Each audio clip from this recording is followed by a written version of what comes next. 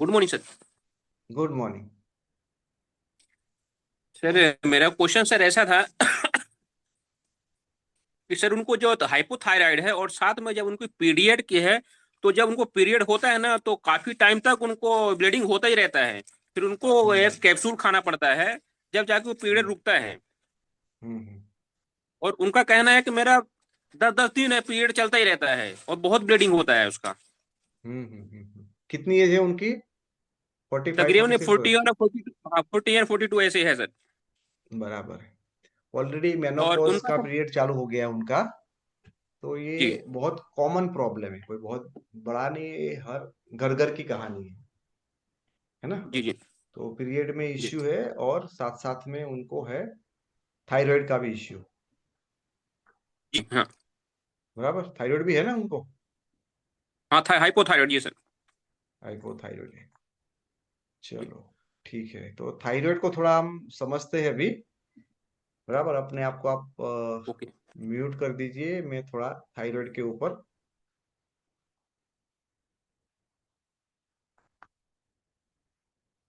क्या आप लोगों को स्क्रीन दिख रही है प्रॉपरली? यदि स्क्रीन दिख रही है तो मुझे चैट करके बताएं।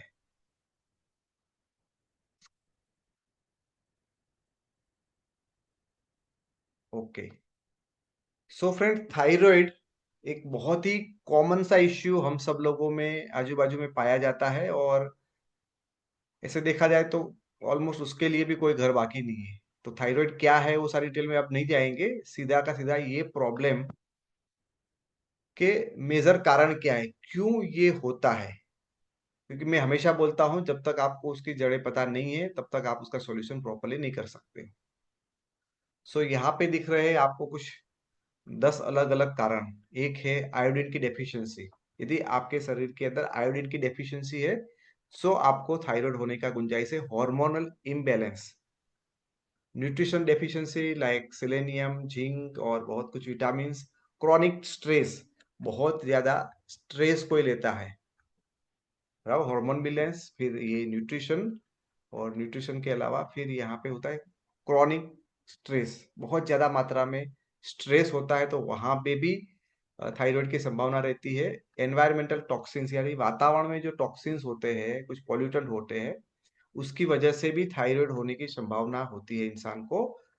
यदि वो रेगुलरली ज्यादा मात्रा में, कच्ची मात्रा में गोइट्रोजन्स फूड लेते हैं, जिसके अंदर कैबेज, ब्रोकली और मिलेट्स और सोया, ये सारी चीजें आती है, यदि वो खाते हैं तो उससे भी वो प्रॉब्लम हो सकता है। तो आप उसको कच्चा ना खाएं।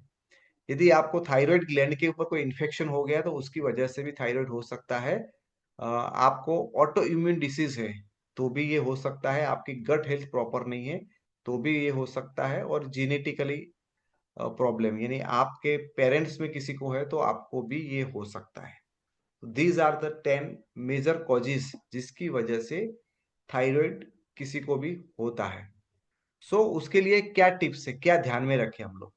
सबसे पहले, क्योंकि हमें जितना हो सके उतनी अपनी लाइफस्टाइल के अंदर, हमारे डाइट के अंदर ये काम करना चाहिए। और ये कर लिया तो फिर बाद में सारा प्रॉब्लम का सॉल्यूशन हो सकता है। सबसे पहला काम है use iodise salt in moderation. एक मॉडरेशन मात्रा के अंदर आप आयोडाइज सॉल्ट खाइए। स्ट्रेस को आप मैनेज करो, तो स्ट्रेस को मैनेज करना बहुत जरूरी है। गोइट्रस फूड को आप खाना पका के ही खाइए, कच्चे मत खाइए। कोबीज, ब्रोकली, सोया, ये जो भी बताया वो कच्चा मत खाइए, पका के ही खाइए। और शूट होता है तो ही खाइए। सेलेनियम रिच फूड को आप हमेशा खाइए अपनी डाइट के अंदर। प्रोबायोटिक आप हमेशा खाइए आपके गट हेल्थ को इम्प्रूव करने के लिए। हाइड्रेटेड पानी अच्छी मात्रा में पिए ताकि उसकी वजह से आप है वो प्रॉब्लम से निजात पा सकते हो। Practice light neck exercise for gland stimulation, यानी आपकी ये जो ग्लैंड है उसको स्टिमुलेट करने के लिए आपको कुछ थोड़ी बहुत गले की एक्सरसाइज करनी होगी। बराबर। तो गले की एक्सरसाइज के अंदर आप इस तरह से जब भी बैठते हो तो बैठने के बाद कान को ऐसे दबा के और गले पे ऐसे हाथ रख के गले से आवाज लीजिए। सांस गले से लीजिए, गले से छोड़िए और आवाज करिए। यहाँ पकड़ के आपको पता चलेगा। और फिर बाद में एक बार वो करने के बाद आप अपना कान को बंद कर दिए, इस तरह से भी करिए। तो मुंह से बोलेंगे लेकिन कान को दबा के रखेंगे, गले से सांस को छोड़ेंगे और वहां से आवाज निकालेंगे। ये सारी प्रैक्टिसेस है, वो आप उसमें कर सकते हो ताकि आपको उसमें बेनिफिट मिले। तो वो बात का आपको हमेशा ध्यान रखना है, ये छोटी छोटी एक्सरसाइज है गले की, उसको भी आपको करना बहुत जरूरी है। बराबर। उसके साथ साथ और एक चीज है वो आप कर सकते हो, रेगुलर थायराइड फंक्शन टेस्ट। आपको थायराइड के रेगुलर इंटरवल के ऊपर आपको टेस्ट करवाते रहना है। यदि आप करवाते रहेंगे तो आपको पता चलेगा कहाँ पे जा रहा है, ज्यादा है कम है। तो ये सारी चीजें हैं वो आपको ध्यान रखनी है। तो सबसे पहला, कहाँ कहाँ से थायराइड ग्लैंड के ऊपर इफेक्ट होती है वो जाना हमने। ये नॉर्मल जो चीजें हैं कि भाई चलो मेडिटेशन करो थोड़ा सा, बहुत बहुत जरूरी है मेडिटेशन। उसके अंदर आपको आयोडीन वाला नमक खाना है, सेंधा नमक खा रहे हैं तो उसको बंद कर दीजिए। गले की एक्सरसाइज करनी है, पानी को ज्यादा पीना है, आपकी डाइजेशन अच्छी के लिए आपको प्रोबायोटिक को यूज करना है, कुछ न्यूट्रिशन को यूज करना है, ये सारी चीजें यूज करना है। बराबर। उसके साथ साथ थायराइड के लिए कुछ यूजफुल सप्लीमेंट मैं आपको बता रहा हूँ, लेकिन आप ध्यान में रखिए ये सप्लीमेंट है वो आपकी ओवरऑल हेल्थ को इम्प्रूव करती है, आपकी बॉडी को स्ट्रांग बनाती है, ताकि आपकी बॉडी है वो हर समस्या से बाहर आने में आपकी मदद करे। तो सबसे पहला आप इसमें सप्लीमेंट ले सकते हो यदि आप चाहे तो वो गैनोडर्मा, गैनोडर्मा दो दो दो करके आप ले सकते हो। उसके अलावा आप ले सकते हो शतावरी, यदि आप फीमेल है तो शतावरी सुबह दोपहर शाम एक लेनी है। नॉनी सुबह दोपहर शाम भूखे पेट पे लेना है। फ्लेक्स ऑयल दिन में दो, या तो दिन में दो। क्रील ऑयल दोनों साथ में भी ले सकते हो या दोनों में से एक भी ले सकते हो। CMD 21 ड्रॉप्स पर डे आपको यूज करना है।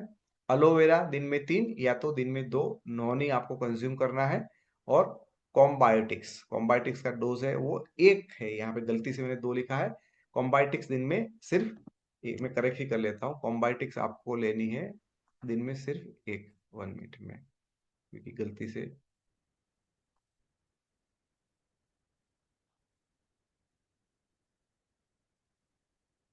तो कॉम्बाइट आपको सिर्फ दिन की एक ही लेनी है। बराबर। तो अगेन मैं आपको,